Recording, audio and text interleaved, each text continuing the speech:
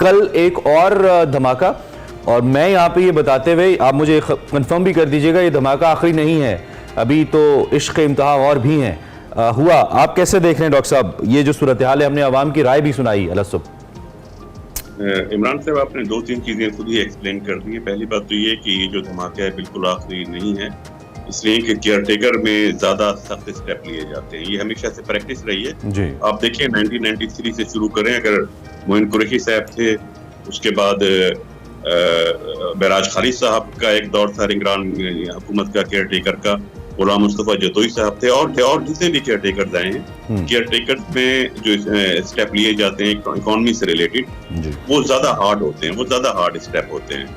और ये इसमें इस तरफ ये मसला हुआ है कल के स्टेप में कि लोग एक्सपेक्ट नहीं कर रहे थे, इसलिए कि उससे पहले 15 दिन तक, 2 हफ्ते तक पेट्रोलियम मिनिस्ट्री की तरफ से स्टेटमेंट आती रही कि आवाम को सस्ता पेट्रोल मिलेगा क्योंकि रशियन पेट्रोल आ गया है जी।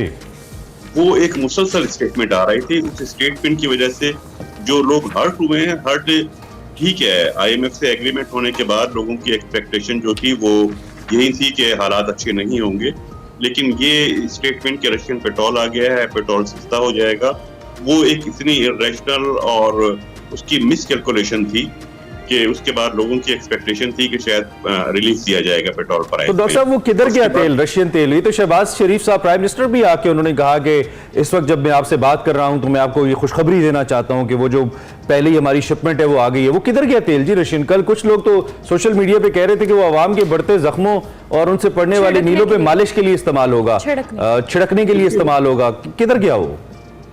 देखिए, बेसिकली उसकी अगर कैलकुलेशन की जाती तो शुरू में इस तरह की स्टेटमेंट नहीं आ सकती थी, इसलिए कि जो रशियन उसकी जो रिफाइनिंग कॉस्ट है वो गवर्नमेंट को पता है, मिनिस्ट्री को पता है कि उसकी रिफाइनिंग कॉस्ट तो ज्यादा होती है जी। रिफाइनिंग कॉस्ट, शिपमेंट कॉस्ट ज्यादा होती है, उसकी डिस्टेंस ज्यादा है उसका, वो उसमें ठीक है वो सस्ता पड़ता है, लेकिन उसको रिफाइन करने में और उसकी जो ट्रांसपोर्टेशन की कॉस्ट है वो ज्यादा होती है। दूसरा एक चीज ध्यान में रखना है, ये जो पेट्रोलियम प्राइसेस फिक्स होती हैं, ये इसको जो कैलकुलेट किया जाता है, उसका जो फार्मूला है उसमें ये है कि कुछ पेट्रोल का तकरीबन 30% ऐसा है हमारे यहाँ जो लोकली प्रोड्यूस होता है।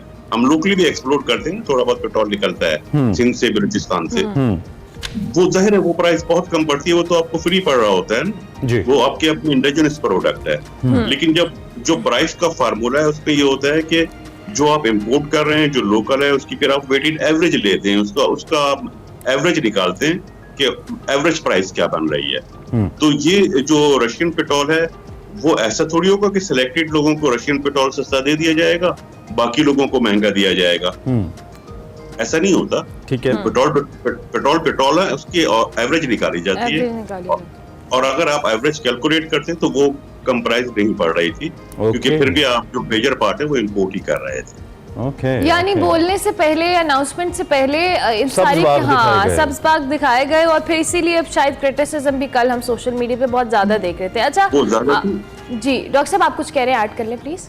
और दूसरा ये कि देखिए, आपने अभी व्यूज सुनवाए हैं, मैं सुन रहा था, बहुत इंटरेस्टिंग कमेंट्स थे उसमें। देखिए, सबसे जो वर्स्ट काइंड ऑफ एजिटेशन होता है लोगों का, वर्स्ट काइंड, वो एक खामोश एहतजाज होता है। जी। अगर लोग सड़कों पे नहीं आ रहे, लाताल्लुक हो गए हैं, लाताल्लुक हो जाना बहुत ज्यादा खतरनाक होता है। It's very important, yeah, you're right. अच्छा डॉक्टर साहब, ये जो भी हम पेट्रोल प्राइसेस की बात कर रहे हैं, ऑब्वियसली जिस तरह से भी शुरू में भी कहा हम लोगों ने, आप भी कह रहे थे कि ये कोई आखिरी बम नहीं है, और केयर टेकर सेटअप के अंदर इस तरह के कई मुश्किल फैसले होते हैं जिसका बर्डन कहीं ना कहीं हम जो सैलरी वाले लोग हैं उन पे आता है, और इनडायरेक्टली जाहिर है पूरी आवाम पे ही आता है। हाउ डू यू सी कि ये सारे जो फैसले लिए जा रहे हैं, अब कल इसाकदार साहब कह रहे थे कि जी डिफ़ॉल्ट होने से बचाना है तो हमने ये मज़ीद महंगा करना है, कल को कोई और डिसीजन लिया जाएगा, फिर उसको उसी से रिलेट किया जाएगा, ये सिलसिला तो इस तरह से नहीं रुकेगा। तो इसका इम्पैक्ट जो आ रहा है, इन्फ्लेशन बहुत ज़्यादा बढ़ी है,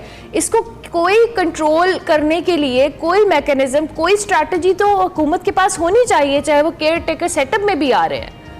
देखिए, डेफिनेटली होनी चाहिए। इसमें 2-3 बड़े इंपॉर्टेंट चीजें हैं जो हमारे इकोनॉमिक मैनेजर को समझने चाहिए।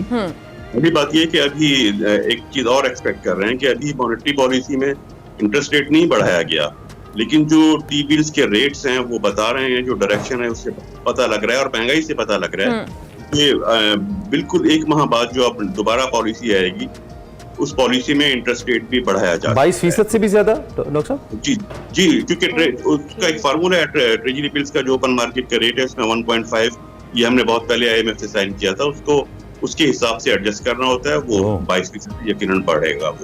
वो एक ट्रेंड्स बता रहे हैं, ट्रेंड से अंदाजा हो रहा है। तो इस तरह के स्टेप्स आएंगे। लेकिन अगर आप साथ ही देखें कि चीफ ऑफ आर्मी स्टाफ की कल की बहुत इनकरेजिंग स्टेटमेंट्स नजर आ रही थी, और एक वो जो इसाक डार साहब कभी कहा करते थे कि प्लान बी है, वो प्लान बी भी थोड़ा सा उन्होंने डिस्क्लोज करना शुरू किया, और वो अंदाजा था लोगों को। देखिए, दो चीजें हैं जो आप जिस इकोनॉमिक क्राइसिस से गुजर रहे हैं। एक प्रोग्राम में इमरान साहब आप से बात हो रही थी कि जिस पर मैंने कहा था कि डिफॉल्ट मुल्क हरगिज नहीं करेगा, मैं बिल्कुल यकीन था डिफॉल्ट नहीं करेगा, लेकिन उसके साथ ही बात ये, मैंने इसकी तरफ इशारा किया था कि डिफॉल्ट नहीं करेगा लेकिन मिजरीज बढ़ जाएंगी, मास की परेशानियां लोगों के लिए बढ़ जाएंगी। अच्छा डॉक्टर साहब, कतई कलामी की माजरत, वो भी अरमला आपसे सवाल करी थी ना, तो मेरे जहन में यही चल रहा था कि डिफॉल्ट के बाद भी अवाम के साथ तो यही होता कि हैंग ऑन सिचुएशन होती, उसी तरीके से अवाम तरस रहे होते। अब डिफॉल्ट के बाद मतलब खुदा ना खास्ता कुछ 24 करोड़ को सजाए मौत तो नहीं हो जानी थी, यही वो मुश्किल थी जिससे हम डिफॉल्ट ना होने की दुआ करते थे। अगर डिफॉल्ट ना, यानी कि सियासी स्टेटमेंट के तौर पर डिफॉल्ट नहीं हुए और अवाम मुसलसल डिफॉल्ट से डिफॉल्ट तर होते जा रहे हैं, तो फिर बहुत से अवाम तो अब ये कह रहे हैं कि अगर यही डिफॉल्ट ना होना था तो हो भी जाते तो क्या था, हमने तो इसी तकलीफ से गुजरना था जिससे गुजर रहे हैं। बेसिकली इसमें ज्यादा जो इसका वर्स्ट एस्पेक्ट होता है वो ये कि डिफॉल्ट से बचने की जो कॉस्ट है वो lower and middle income class को पे करनी पड़ती है। डिफॉल्ट से बचने की कॉस्ट जो होती है, उसका बर्डन जो होता है वो इनके ऊपर ट्रांसफर हो गया है। और जो प्लान बी की जिस तरह ये बात कर रहे थे, उसमें यह है कि इसाक डार साहब ने भी कहा हमारे पास अरबों डॉलर नहीं, हमारे पास खरबों डॉलर्स के एसेट्स हैं। बिल्कुल हैं। आपने एयरपोर्ट्स को आउटसोर्स करने की बात की, जो शिप हमारी है उसको आपने शिप पोर्ट्स को आपने बात की कि ये हम जो है UAE को आउटसोर्स कर रहे हैं। दूसरे एसेट्स है, मिनरल एसेट्स की कल चीफ साहब ने बात की कि हमारे पास मिनरल्स के स्टॉक जो है वो खरबों डॉलर के हैं, उसमें हम पार्टनर्स को देख रहे हैं। वो ठीक है, सब एक तरह से प्लान भी है। आपके पास फॉरेन एक्सचेंज आ सकता है, बहुत आपके पास अच्छे सोर्सेज है, और अब्रॉड भी आपके सोर्सेज है, पाकिस्तान की प्रॉपर्टीज हैं अब्रॉड। जो इसमें फुकदान नजर आ रहा है, जो इसमें प्रॉब्लम नजर आ रही है, वो ये कि इस तरह के तमाम प्रोजेक्ट्स में जो आउटसोर्स की बात हो रही है, जो आप लीज पर देने की बात कर रहे हैं, आपके मसाइल का हल नहीं कर रहा है, लेकिन मुस्तकबिल में उसकी वजह से एक बड़ा मसला क्रिएट हो सकता है। वो इस तरह से क्रिएट हो सकता है कि आप जब फॉरेन इन्वेस्टर्स की बात कर रहे हैं कि वो आएंगे, ठीक है, वो आपके पास डॉलर लेकर आएंगे, ठीक है, वो आपको वही चीज जो आप फॉरेन इन्वेस्टर को फैसिलिटीज दे रहे हैं, ठीक है, वो कहीं बेहतर होगा कि आप जो लोकल इन्वेस्टर हैं, जो पाकिस्तानी इन्वेस्टर, उनको इन्वॉल्व करें। ठीक है, तो सब बिल्कुल मुख्तसरन बता दीजिए, पेट्रोलियम प्राइसेस आपको केयर टेकर सेटअप के अंदर मजीद ऊपर जाती नजर आ रही हैं, पेट्रोल मजीद महंगा होता नजर आ रहा है? इसमें दो चीजें अहम अपना रोल प्ले करेंगी, क्योंकि केयर टेकर गवर्नमेंट अब बस तकरीबन आने ही वाला है, हफ्ते 10 दिन की बात है।